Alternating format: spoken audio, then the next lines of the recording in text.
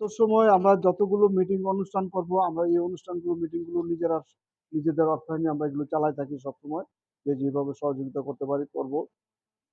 আর সংগঠনের যে অভিষেকের যে বিষয়টি করলো, আমরা আহ্বায়ক কমিটি যেটা আমাদের একটা গঠন করা হয়েছে, পূর্ণাঙ্গ কমিটি তখন এর সিদ্ধান্ত নেবে অভিষেকটা কি করবে। তবে আমি একটা আশাবাদ আশা করি সবার কাছ থেকে, আমরা একটা জমকালো অভিষেক করব।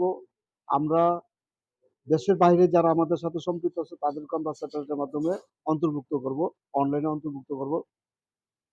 আমাদের অনেক লোক আছে দেশের বাইরে যারা আমাদের সাথে সম্পৃক্ত আছে, তারা উপদেষ্টা হিসাবে আছে। এবং প্রত্যেকটা মানুষ যেন, প্রত্যেকটা প্রবীণ নাগরিক যেন এখান থেকে একটা বিনোদন নিয়ে, একটা আনন্দ নিয়ে যেতে চায়। তা আমি আজকে আহ্বায়ক সচিব যে আছে আমাদের শফিকুল ইসলাম আরজু সাহেবকে বলবো, স্যার আমি কি এই বিষয়টা আলোচনা করতে পারি? সেটা হচ্ছে যে আমরা সারা দিনের প্রোগ্রামটা করব।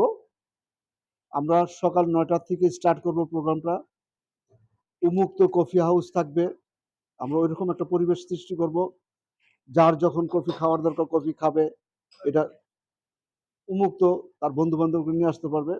তবে ওই দিন আমরা চেষ্টা করব ১০০ জন মেম্বারকে নিয়ে মিনিমাম করতে। সেটা এই ১০০ জন মেম্বারই যাতে প্রবীণ হয়, আপনার ৫০-এর উপরে থাকে।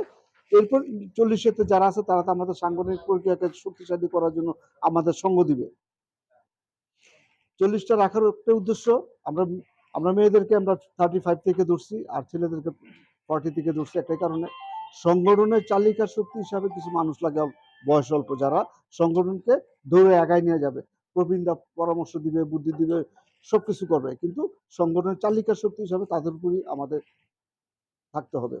আরেকটা হচ্ছে যে এই সংগঠনের যে শুধু প্রবীণদের নিয়ে কাজ করব তা না, কিন্তু আমরা শিশুদেরকে নিয়ে কাজ করব। একজন প্রবীণ যে ফান্ডিংটা আছে এখানে, সে শিশুদের কি করবে একাডেমিক শিক্ষার জন্য এবং বিভিন্ন ধরনের কর্মশালা। আজকে শিক্ষা পলিসির অবস্থা আমরা জানি বাংলাদেশের কি অবস্থা আছে। আমরা সাংগঠনিক উপায়ে যদি একটু ঘুরে দাঁড়াতে পারি, আমরা শিশুদেরকে নিয়ে অনেক কাজ করার সুযোগ আছে। এই প্রবীণদের, তাদেরও একটা সঙ্গী হলো, গল্প বলার একটা জায়গা তৈরি হবে, তাদের একটা এক্সপেরিমেন্ট করার যে সুযোগ দরকার ছিল সেই সুযোগও তারা পাবে। আর আমরা আমাদের যারা এই সংগঠনের সদস্য হব, প্রত্যেকের জন্য অন্তত ৩ মাস একটা কর্মশালা থাকবে, সংগঠনকে কিভাবে ত্বরান্বিত করা যায়, সংগঠনকে কিভাবে আগায় নেওয়া যায়, এবং সংগঠনের কার্যক্রমকে ডেভেলপ করতে বললে অর্থায়নগুলো কিভাবে আসবে, সেই জিনিসগুলোর জন্য আমাদের প্রতি ৩ মাসে হোক ১ মাসে একটা আমাদের ওয়ার্কশপ থাকবে, কর্মশালা থাকবে।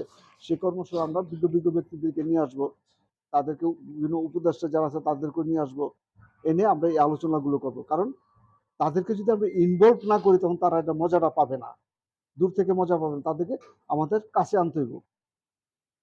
আরেকটা হচ্ছে যে আমরা যারাই এখানে আজকে উপস্থিত আছি, সবাই সবাইকে আমি ধন্যবাদ জানাই। এই বৃষ্টি উপেক্ষা করে আজকে সবাই এখানে আছি, এবং ১ ঘন্টা না ১.৫ ঘন্টা পরে যে আমরা ধৈর্য সহকারে বসে আমরা মিটিংটা উপভোগ করছি। তো মিটিংটা কি, আমরা সবাই একসাথে বসলাম, কথা বলে একটা পূর্ণাঙ্গ রূপরেখা তৈরি করাটা হচ্ছে আমাদের আজকে মুখ্য বিষয় ছিল। এই ৫০ ঊর্ধ্বের আপনার যে অভিষেকটা, একটা লাঞ্চ, দুপুরে একটা নাস্তা থাকবে, সেই নাস্তাটাও চাচ্ছি যে আমরা দেশীয় পদ্ধতিতে নাস্তাটা হোক।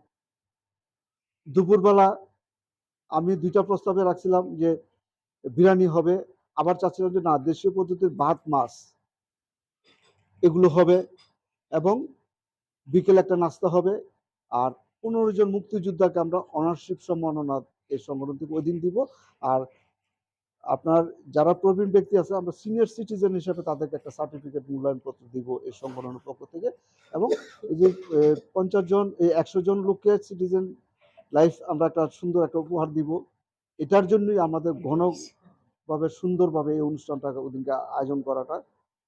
শুধু একটা মানুষ যাতে এখান থেকে অনুষ্ঠান করে যাওয়ার পরে তাকে একটু ভাবায় বাসায় যে আসলে আমরা কি ঝরে গেলাম না সরে গেলাম, না কেউ আছে আমাদেরকে উত্তোলিত করার জন্য। এই জন্য আমরা একটা সিটিজেন মূল্যায়ন করব, একটা সার্টিফিকেট দিব। এটা হোক আমাদের এই ছোট্ট একটা সংগঠনের থেকে, কিন্তু সেটা তার কাছে অনেক মূল্যায়ন পাবে। এই বিষয়ে আমি আপনাদেরকে মতামত জানবো আমরা যখন পূর্ণাঙ্গ কমিটি হবে সবার কাছে, যে এগুলো করা যায় কিনা।